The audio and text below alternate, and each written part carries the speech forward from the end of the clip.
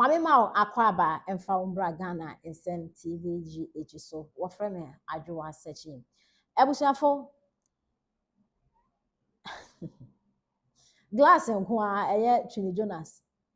say na nim say Twini Jonas de na do so na obi oye NPP ni bia chiri Twini Jonas je say na do so no undam internet na ukopie Twini Jonas ni video so na wo ye ma show say shiw and they obayi NPP for akoma atom yem na NDC for na isi omo so na NDC for the dey omo de SNPP pension afa na Twini Jonas hu say say na NPP e fa better and the Twini Jonas say kire na mahama amembu na wontumi mbu promises na wo make ya wontumi fulfill no Ghana youth no so mo braja omo Shatawale wonam ho akufu adu time Twini Lamborghini sa mo buy chinchini a e beje Lamborghini boy criminal mo ya yenim so obi artist stolen car from despite me na stolen car and this am me via physical cash na akoto car me damade mi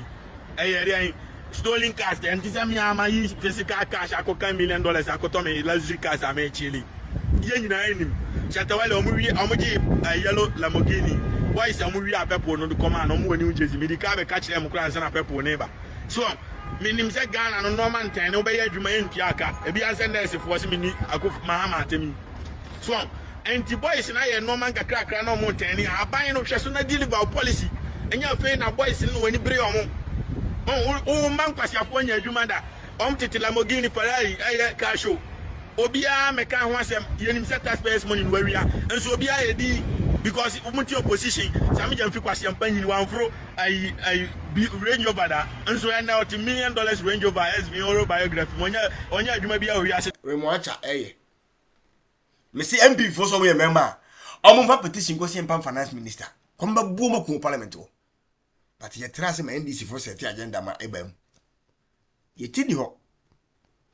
amoya na ntintwa onya obese nyu benya bi de bia no kwai o de fo ye yes amasa no benya na enso mu na be ko ho yare musa ankrofo na mu di sa jimi se mu nna no na ye de ke ovota ko to maniem na ke ko ovota ye ke nipa ye nka ne nka wo Ghana no unam benya yare ye mieduro gbowu nkwase wo abo kwase ka omu jimi nko siafo party ni na mu bo party na bro and now me video I was to go fast video be fry mommy enko ni nko tie NDC mommy enko you assume di as a NDC member na tie video me boy na me ura ho pa tu utie wi a na wo ankasa wa jeje wo ho wo tro nkwase asem so me di watem nkwase me si nkwase na abo nna tu mpo ho asem a ma me fema ni be ma re ho ma so na comport on ubi a one kasa judge by your head yanko ninkotie as a NDC member na se otiwo na ye Ghana ni na ye babunu na wadwen ya wo se wo ubenya dwuma ya wo mobosi hega obukum o mobro na sinhwa utie sa asim wiwi a na se wo future central for udi o machi omu fake ye ken someone na ano hye emeto otirim as at now uhu bibia say because active bia active o Ghana but won so ye di udimi ka hwe because of Jimmy no kwase ya wayenti yenkwe na koti kwase ya mo amode mbae mo na mo do mbae me nka ho mo na mo de san kwase afo we be bae say omumra no metre konya so enti me na me nka ho no enya dia mekumi ho ana mese mebe asay me time how possible say yentie no tie ngotie mra enti abani ye say ye fa nkokɔ nkitinkiti so na Ghana fo hu say nkokɔ na ye Ghana no ye best nutritious na healthier than the different man neighbor se kuma obia sase ye fa nkokɔ nkitinkiti so na Ghana fo hu say enti abani ye say ye fa nkokɔ nkitinkiti so na Ghana fo hu say nkokɔ na ye wo Ghana no ye best nutritious na healthier than the different man neighbor se kuma akokɔ wa brochira ebetimi di 2 years e wo fridge man na ba bedu Ghana oko America ma mu Nebraska ba bi omo ye nkokọ pa no omo no nkokọ layers no omo wo omo mpa ne omo tunkosu ana na omo obrewa no mkum sa nkokọ no a America fo no so omo do omo nwe to mukum sa nkokọ na omo nwe o no omo de aba Africa no ma beton e de amaye eno da ma pese osi ano enti aban de nkokọ 50 ya register say every constituency be ready 10,000 best and a kohonum. Na ya register for ya do Ghana card ya Jude ya do telephone number baby awo. Enti nkukona ba aban target 60,000 households and ya de ma omo. Nti constituency be ba na afema ma register no na ya de nkuko 50 na ya de ama na ya ma waduane. Sefa ne ko fidi nkukọ no fidi omo wie acha busumi mienu no ma ready for market. No akuomo. Opesa wo bi so anu awibi. Said the be ya obenya atinka. Na Ghana for yen nkokọ no ana obi se bi o me metna me yen nkokọ na me nkọ rent free enti se me kodwa so akwakoto akokọ de ene ma me nkubi na me mfanye pepper soup because yemenya akokọ na me wi akokọ ene bi akuno bi ye video na de bre minister se minister akokọ ne de edo Ghana akokọ na ye no mutesi ne kama esene eye foreign ones na ye import no Minister call parliament ni bisa no so sim kokwa na nkofo no so yes ebi kura se ni video e de abreme yen ka so mo nwini nyina nemu me ye good so mo wibie ebe mo ma develop taste no next time okọ na se Ghana locally produced chicken e wo ho na imported one ho asan so onim se Ghana de na edeni ntino obetimi achieve you know anum so de akumo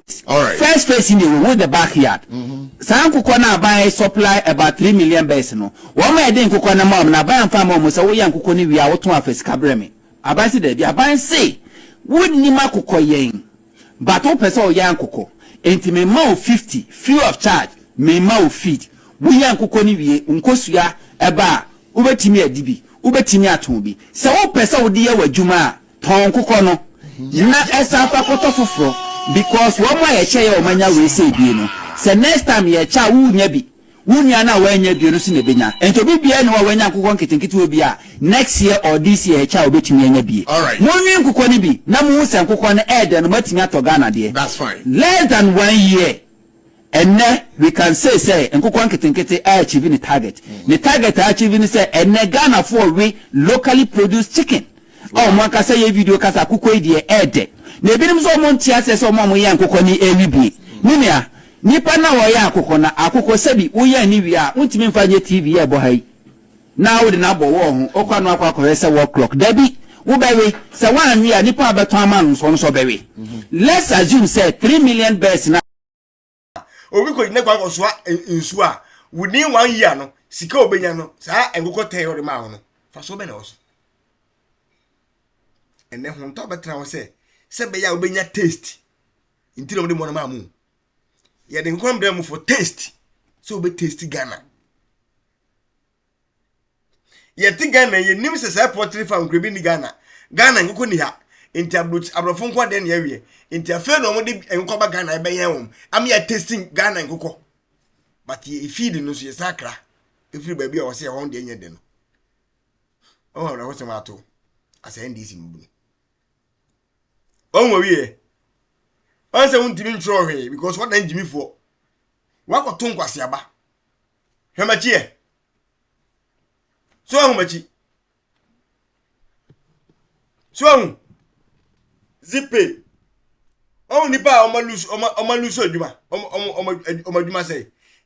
onu na o so we create adwuma no now say no ma we ntina Bank of Ghana even governor no MPP mpanifo so omra no meyi nsem bia no eno ma se ya na esai gia na eji nsem zipe wo awunya nim zipe no wo obi o wo chire bia we transaction through zipe ana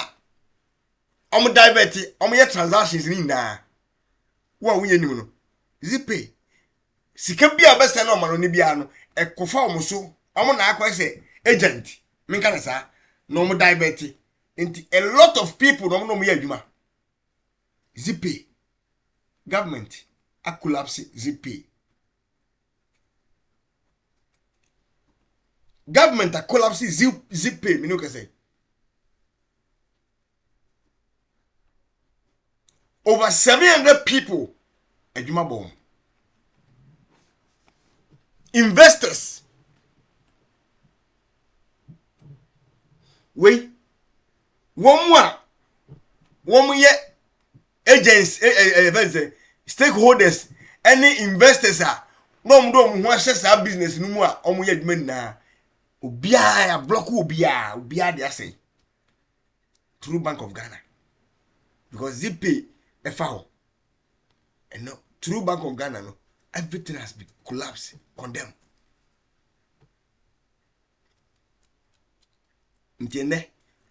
Because they say sika na was say call manum because of dollar issue ne sa sika na fake na enkoso ntino ama sika enko biom nti Bank of Ghana governor be kan say omo lusu no bebre eno ma enko yie sika say ke bebre o manum yi ano eso reduce one reduce every year obi e bo sika na hye botum obi a o si dem bia stop enne enkoko no de bre o se o de bre o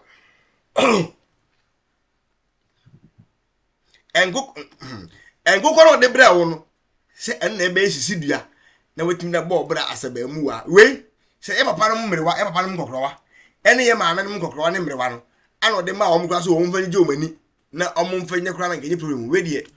babunu Who say babunu ana de ma o se koye enkoko mako 10 ene ye odachi eyawre hosem enne 21st century yentimi anya bibia betimi ma income ana obetimi trust na wa creative bia ma ho na emum beje nkoko Ghana awre hu sa enkoko we ni sa 133 ni sa de we enkoko we gina so e ma mokoto obande Ghana ye aye mobo na awre hu ama me dwen hu amentiase enne onwe wie mamu na mawie won mo NDC for nko am koje nko ye nna no me no kasa yesi ano won mo kasa mabru nna no je se obabonti be ka ade be fa mpem om supporters na sem say ade na wi wo me ha ompa mike otachire onmise me ka no kra e ha ne pa wo e ne ya pa se jo ma ha me yesa enso onigi mi ko to ba ma no enti se de tie bia enso kan tum din no tra MPP and Kabani Gijatum. Young Quay, Yankwaka, why you black. When no can say, Okatache free fa, as I nakotum. Only ni free hospital and then. Police for said, oh, man, was on where ye. Nti was yes, and Thomas and nakotum. Nti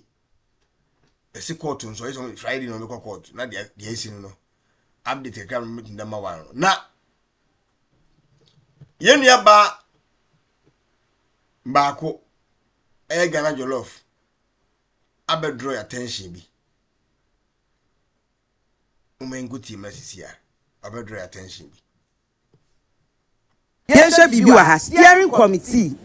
issue letter say Ashanti region for conduct elections no Ashanti region executive conduct elections no Jai not steering committee no omo asofa adwene mpanifo ne tenase no mu sa asema ye ka se mamunye no ma ye kwan be ne ye de fa so because Asante Achim Central wo mu so mo ka se mo nto omo to hu so obi di metro men ko ho